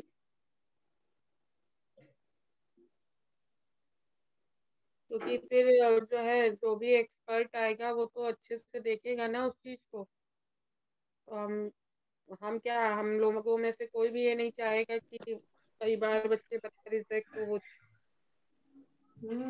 वो तो पिछली बार भी हुए ही हैं बच्चे रिजेक्ट के पास, पिछली बार सिनॉप्सिस भी तो रिजेक्ट मैम हुए। आज आपको मैसेज करके बता देंगे टॉपिक व्हाट्सएप पे। नहीं, हम ये नहीं कह रहे, अगर आप लोगों ने ढूंढ रखे हैं टॉपिक तो बहुत अच्छी बात है। अदरवाइज अगर आप लोग नहीं ढूंढ पा रहे हैं वो चीज, तो आप वो चीज हमको जी क्लियरली बताइए कि मैम हम टॉपिक नहीं सजेस्ट कर ढूंढ पा रहे हैं, सेलेक्ट कर पा रहे हैं, तो हम आपको बता देंगे टॉपिक, आप उसमें से चूज कर लीजिए। मैम ढूंढेंगे आपको, फिर अब आज व्हाट्सएप पे मैसेज कर दूंगी मैम। हम केवल तुम्हारी सृष्टि बात नहीं कर रहे हैं, और भी तो बच्चे हैं ना भाई। अगर उनको मान लो नहीं समझ में आ रहा है कि हम क्या टॉपिक करें, क्या टॉपिक, तो वो हमें क्लियरली बता दे, तो हम वही हम जो है निकालते हैं करंट के क्या क्या टॉपिक हो सकते हैं और आप लोगों को बताते हैं, आप लोग उसमें से चूज कर लेना। यस मैम मैम आज आप व्हाट्सएप पे भेज मैम देंगे, आप अदरवाइज कल मैम पक्का भेज दूंगी मैम। आप लोग हमें जब सिचुएशन क्लियर मैम करोगे, टॉपिक्स जो भी हैं। हमको तो देखो बेटा, ना रिसर्च करनी है ना करवानी है, ठीक है, साफ सीधी बात। ना हम रिसर्च, हमारी तो रिसर्च हो चुकी, हमको ना रिसर्च करनी है ना करवानी है, तो टॉपिक हमारे पास रेडी तो नहीं रहेंगे ना। रिसर्च तो सभी टीचर्स की, जितने सुपरवाइजर्स हैं सभी की हो चुकी है, करनी इन्हीं को है, तो टॉपिक तो यही कह रहे बताएंगे कि पहली चीज। टॉपिक हमारे पास रेडी तो नहीं रखते हैं कि आप लोग मेरे पास आओगे तो आपको फटाफट टॉपिक बता देंगे कि तुम ये ले लो, तुम ये ले लो, मैम तुम ये कुछ ले लो। टॉपिक आप सजेस्ट कर दीजिए हम लोगों को, ना तो तुम थोड़ा लोग सा हम लोग हमें को clear इजी हो करो कि जाएगा। तुम नहीं ढूंढ पा रहे हो, तो भाई हम ढूंढ के रखे हैं उस चीज को, हम ढूंढ के रखते हैं, आप लोग आइए उसमें से सेलेक्ट कर लीजिए ना। जी अब मैम। पहले ये चीज हमें क्लियर तो करो कि मैम हम नहीं ढूंढ पा रहे हैं, तो भाई मैम ढूंढ के रख, और अगर तुम लोगों ने ढूंढ लिया मैम है तो हम लोग टॉपिक मतलब कोशिश कर रहे हैं मैम, आप भी देख लीजिए, हम लोग भी देख लेंगे मैम, तो मैम उससे हेल्प ये मिल बात आप जाएगी लोगों अब। ने कही है। अब हम आपको टॉपिक जो है, कई टॉपिक हम आपको 12, 14, 15 जितने बताओगे हम सब तैयार रखेंगे, जब मेरे पास आओगे हम तुम्हें दे देंगे टॉपिक उठा के, उसमें से आप सेलेक्ट जी कर मैम। देखो लीजिए कुछ अपना। तो जब ये जी मैम। अभी सारे टीचर जब इनको टॉपिक देते, होम साइंस वालों की हम बात कर रहे हैं, हम रिसर्च की बात कर रहे हैं, होम साइंस वाले जो अपना टॉपिक पढ़ाते थे उसके बाद उससे रिलेटेड क्या रिसर्च हो सकती है वो भी कुछ कुछ बताते चलते और थे। क्या अगर उसमें सभी बताते होंगे, वो ऐसा सब, थोड़ी था और इन लोगों। बाकी ये सारी पीडीएफ, सारे नोट्स इनके उसमें पड़े होते हैं ग्रुप में, सारे ज्ञान संचय में और यूट्यूब में इनके हम लोग के वीडियोस पड़े हैं। तो ये उसको भी अगर दोबारा से देखेंगे तो लास्ट में हर, मैं अपना भी जान रही हूँ बाकियों का भी, क्योंकि मैं तो मॉनिटर में रोज रहती हूँ, तो टीचर्स बता देते ही थे कि इससे इस तरीके की रिसर्च आप देख सकते हैं। अब कोई भी टीचर होगा वो डायरेक्शन देगा, बाकी तो इनको खुद चलना और क्या, पड़ेगा, चाहे वो सही हम हो बात है। चाहे, भाई तो देखिए वो सुपरवाइजर का काम है डायरेक्शन देना, वो तो डायरेक्शन वो देगा वो आपका। सारे ही जितने ले रहे थे क्लास, लास्ट में ये कहते थे कि इससे रिलेटेड ये हो सकता है। और अब क्या, बाकी ये लोग बताएंगे कि क्या है, और अगर उससे तो बाकी इनके नोट्स और सब वो ग्रुप में इनको मिल ही जाते थे, तो वो भी है कि अगर नहीं समझ में आया तो वो वीडियो फिर से देखो, और ये भी साथ में दोबारा से भाई नोट्स और वो देख लो अपना, वो तो ग्रुप देखिए एक उसको मैम लोगों ने जरूर श्योर बताया होगा कि आप अगर इस टॉपिक पे है तो इस पे ये आप देख सकते हैं, रिसर्च कर सकते हैं। मैम लोगों ने सजेस्ट किया होगा, आप उसको जो है ध्यान से फिर से देखिए वीडियोस को, या पोर्टल पे ज्ञान संचय के, और उसमें ध्यान पूर्वक सावधानी पूर्वक उसको जो है एनालाइज करके कि आपको क्या टॉपिक लेना है। जैसे बहुत बच्चे कह रहे हैं हमको फूड एंड न्यूट्रिशन से लेना है, तो मैम ने ही इतने अच्छे अच्छे टॉपिक पढ़ाए हैं और सब सजेस्ट भी किए होंगे आपको, है ना। नहीं, तो आप मैंने देखो मतलब सभी ने, जरूर। सारे ही टेक्सटाइल वालों ने वही टेक्सटाइल तो के कह रही हूँ कि बताए। आपसे अच्छा तो हाँ, न्यूट्रिशन कोई पढ़ा भी नहीं सकता, और आपने अरे इतने। नहीं, ऐसा तो खैर कुछ नहीं है, सभी ने अच्छा पढ़ाया, सबने, मेरा मतलब है जो बाहर वाले आए उन्होंने भी, टेक्सटाइल वालों ने नहीं भी नहीं दीदी, बताया। हम हाँ, देखिए एक लोकल की आप उनके मतलब बहुत करीब हैं, आपसे वो तुरंत संपर्क भी कर सकते हैं, बाहर वालों से इतनी जल्दी नहीं कर सकते टेलीफोनिक टॉक या इससे। आपसे तो वो आके कानपुर में अगर है तो आपसे आराम से मिल भी सकते हैं अगर कोई चीज नहीं समझ में आई है वो तो सारे तो। ही लोकल सुपरवाइजर्स हैं, तो ये किसी के पास तो भी, इनको अब जो जिससे है भी, हाँ। आप मैम लोगों के वीडियो फिर से एक दफे देखो, उसको रीचेक करो, ध्यान दो, और उसमें मैम ने बताया होगा कि इस टॉपिक पे ये चीजें आप लोग रिसर्च के अंतर्गत देख मेरा सकते। ये कहने का मतलब नहीं, मेरा ये है कि चाहे वो तुम हो चाहे कोई भी टीचर हो, सब एक डायरेक्शन देंगे, बाकी आगे का दिमाग इनको लगाना पड़ेगा, मेरा ये कहने का मतलब है। वो तो वो यही मैं दीदी, बच्चों को कह रही हूँ कि तुम लोग हमने अपने आपने भी रिसर्च की है तो गाइडलाइन देते गए सुपरवाइजर, उसी के थ्रू हम लोग आगे बढ़ते चले गए। वही काम इन लोगों को भी करना है, लेकिन वही है सावधानी पूर्वक कीजिए, मैम लोगों की बातें सावधानी से सुनिए, और उसको जो है आप लोग ध्यान पूर्वक उसको अपना जो है करंट प्रॉब्लम से आप रिलेट करिए। अपना टॉपिक आपके सारे सिलेबस आपके पास है, होम साइंस की सारी ब्रांच का, और करंट में जो आपकी प्रॉब्लम्स चल रही हैं उसको उससे रिलेट कर लीजिए, आपका टॉपिक बन जाएगा बढ़िया। और अभी तो इन लोग ने एग्जाम भी दिया था, तो उसके लिए भी इन्होंने सारे पीपीटी जो और पीडीएफ जो इनके उसमें पढ़े थे प्लस वीडियो देखे ही होंगे दोबारा और से, सारा स्टडी मटेरियल तो इनके पास ही पहुंच रहा है। जी मैम जी।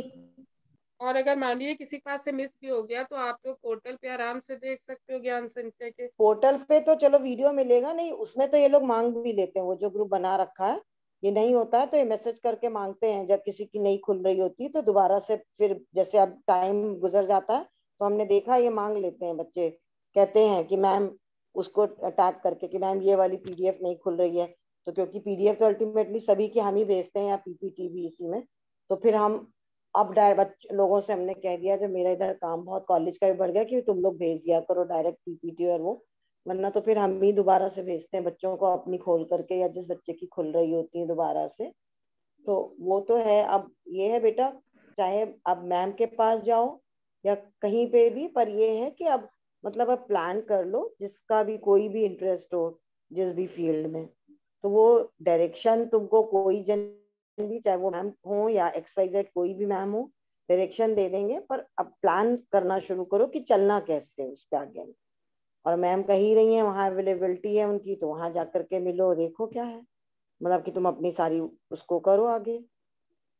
ठीक है, चलो तुम लोग बात करो। मैं तो तुम लोग को कोई जवाब नहीं दे रहे तो बीच में फिर कि भाई बताओ तो कि क्या क्या अगले को पता क्या चलेगा कि क्या सिलेबस कवर्ड हुआ है क्या नहीं, जब तक मुंह से कुछ बोलोगे नहीं। वो पूछ रही हैं कि क्या नहीं आ रहा है, वो भी नहीं बताओगे तो कैसे पता चलेगा। भाई मैंने तो दीदी इन्हीं लोगों के कहने पे कि मैम हमको रिसर्च में बड़ी प्रॉब्लम हो रही है, हम लोग रिलेट नहीं कर पा रहे कि होम साइंस में हम लोग रिसर्च कैसे करेंगे, तो हमने ठीक है भाई हम आपकी 2-3 क्लासेस ले लेंगे, आप लोगों को प्रॉब्लम हो रही है हाँ तो अच्छा, तुमसे हमने बात करी, तुमने कहा, तुमने वही, अच्छा ये इनके उसमें भी था, मैंने इनसे पूछा कि तुम लोग को ये पढ़ाया है वहां पर रिसर्च में, इन्होंने कहा कि नहीं। तब तक तुमसे बात हुई, तुमने कहा हाँ, हमने तो नहीं तो सोचा था कि हम किसी को फिर बोल ही देंगे, हम खुद ही पढ़ा देंगे जो भी। तो फिर तुमने कहा, तो हमने ये कहा ठीक है तुम यही टॉपिक डील कर लो, हमें तो डील कोई भी करे XYZ, बस ये कि बच्चों के सारे टॉपिक कवर होने चाहिए। हाँ। और क्या, मेरा भी यही है कि भाई बच्चों को कुछ ना प्रॉब्लम आए, बच्चों को सब कुछ आए। जब इन लोगों ने बताया तो हमने कहा ठीक है, आराम से हम 2 क्लासेस ले लेंगे। चलो भाई 2 या 3 जितने में भी तुम लोगों का सेटिस्फाई हो जाओ तुम लोग की, हाँ समझ में आ गई रिसर्च। अब ये लोग खुद ही नहीं बता रहे, हम अब तो देखते हैं। हाँ, अब ये भी हो रहा है ना, यूनिवर्सिटी ने पहले कुछ, पहले 5, फिर ये 1, 6, 6, 7, 7, 10, 10, अब उसके बाद ये टेपर करते जा रहे हैं कि नहीं इतने ही लिमिटेशंस तक हैं क्लासेस, इतने ही क्लास। अब जो बचा हुआ सिलेबस है वो भी उसमें हमको खत्म कराना है। मतलब अब तो इस बार यूनिवर्सिटी ने बहुत सारी लिमिटेशंस होती जा रही है ना, कि मतलब इतने क्लास में कवर होना है, रिकॉर्डिंग है, तो सारा सब उसी हिसाब से सिलेबस करा जा रहा है कि जय भाई आगे पीछे ना हो, बच्चों का कुछ छूटे भी नहीं, सब आ भी जाए, बच्चों को ऑफ द ट्रैक भी जा करके आ जाए, तो हाँ इसलिए। हाँ चलो फिर तुम अपना पूछो अपना इन लोगों से, ठीक है। ठीक है दीदी। और बताइए भाई आप लोग को रिसर्च में और क्या प्रॉब्लम आ रही है? मैं तो आपका सिलेबस रिसर्च के लिए बैठी हूँ, आप बताइए कि जहाँ पे जो प्रॉब्लम आ रही है मैं आपको बता दूँ।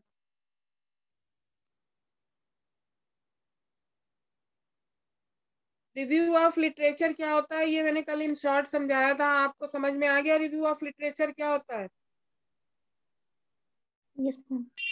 मैम रिव्यू मैम ऑफ संबंधित लिटरेचर आपने साहित्य नहीं बताया समीक्षा। था। बताया था मैंने कल।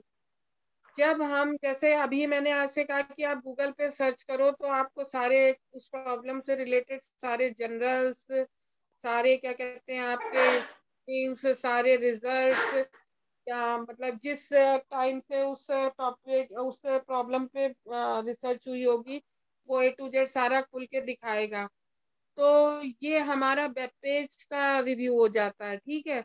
जो हम सेकंड चैप्टर हमारा होता है जिसमें हम ये बताते हैं कि हमने कहाँ कहाँ से अपनी आप कोई जनवन तो मतलब आप तो आपने तो नहीं खोजी ना ये समस्या, कोई जो भी टॉपिक आप ले रहे हैं वो समस्या आपने तो नहीं खोजी, उस पे वो खोज हो चुकी है तभी आपको वो सामने दिखाई दे रही है।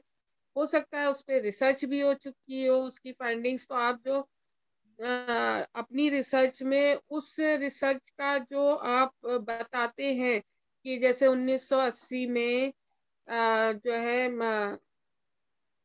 कोई भी टॉपिक ले लीजिए कि जनसंख्या वृद्धि दर देखी गई, तो पॉपुलेशन दर ज्यादा थी या कम थी, जन्म दर ज्यादा थी कि मृत्यु दर ज्यादा। तो ये जो हम अपने शोध में रेफरेंसेस देते हैं इन स्टडीज का, वो रिव्यू ऑफ लिटरेचर कहलाता है। समझ गए? तो जब हम रिव्यू ऑफ लिटरेचर वहां पे देते हैं जहाँ पे रिसर्च में, तो उसमें हमको देना पड़ता है कि कौन सा ईयर है, किसने रिसर्च की थी उस ईयर में, किस अगर बुक है तो बुक में किस पेज नंबर पे, वेब से आप ले रहे हैं, नेट से सर्च कर रहे हैं, तो उस वेबसाइट का नाम, ये सब चीजें आपको मेंशन करनी पड़ती है। वो चीज क्या कहलाती है? हमारी रिव्यू ऑफ लिटरेचर।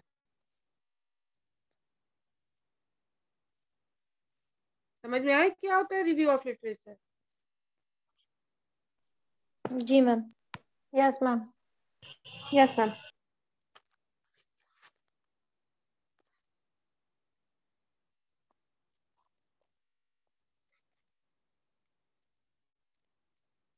और बताइए, और क्या चीज नहीं समझ में आया? बाकी तो planning of research, selection of research problem, hypothesis वगैरह मैंने आपको समझाई दी, सैम्पलिंग भी समझा दी, tool and method of data collection ये आपकी प्रॉब्लम पे होता है, प्लस आपको ऑब्जर्वेशन मेथड, इंटरव्यू मेथड, ये सब मैंने आपको मेल सर्वे, सोशियोमेट्रिक क्वेश्चनर, ये सब आपको बता ही दिया।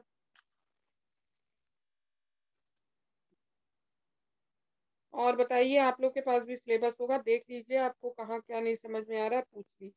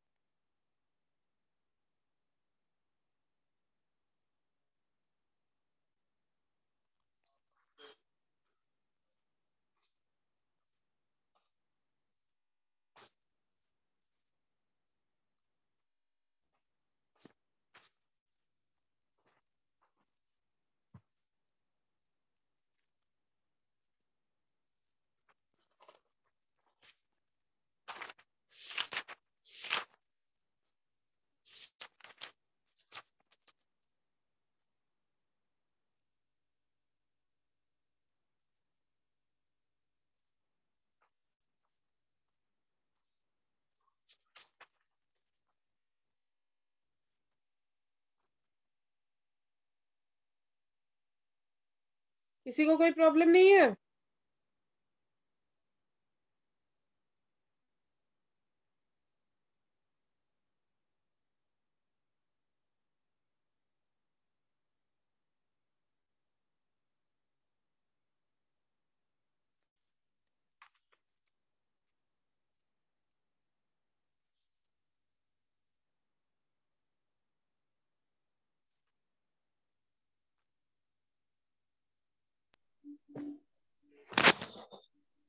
जब कुछ नहीं है प्रॉब्लम तो फिर बस क्लास बंद करी जाए विनीता। हाँ, और क्या दीदी? ठीक है बच्चे, तुम फिर बस वाइंड अप कर दो, लेकिन उस पे थैंक यू अपना मैम। लीव मत करना। Thank you ma'am. कुछ प्रॉब्लम नहीं है बेटा तुम लोग को? चलिए, आप अगर कोई प्रॉब्लम है, नहीं बोल पा रहे हो तो ठीक है, मैम से जाके, मैम ने बोला है तो उधर मिल लेना और डिस्कस कर लेना। जी मैम जी। ठीक है, ओके मैम। चलो, thank you okay ma'am. Vinita. Thank और यू। Thank you ma'am. हाँ ठीक है, बाकी जो है वही है, लीव नहीं करना, कन्वर्जन होना है क्योंकि अभी। ठीक है ठीक, दीदी। फिर हम बाद में बात करते हैं। चलो ठीक, ओके। Okay okay.